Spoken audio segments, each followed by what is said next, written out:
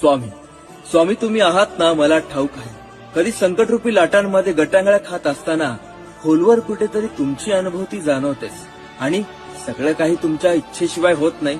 त्यामुळे येणारी परिस्थिती कशीही असो ती तुमच्या परवानगीने येते.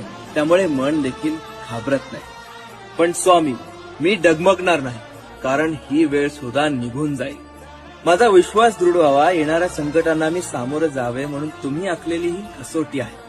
संकट किती भयंकर असू दे पण त्यामागे तुमचीच योजना असते आणि तुम्ही माझा हात धरून माझं आयुष्य चालवताय. माझ्यावरील विश्वास वाढावा, माझ्यातील अंतःकरण शुद्ध व्हावं, माझा विश्वासाची पायाभरणी व्हावी म्हणून तुम्ही आखलेली ही योजना. स्वामी माझे डोळे अश्रूंनी भरतील पण मनातील विश्वास कधीच डगमगणार नाही. कारण स्वामी होते, स्वामी आहेत आणि स्वामी कायम राहणार.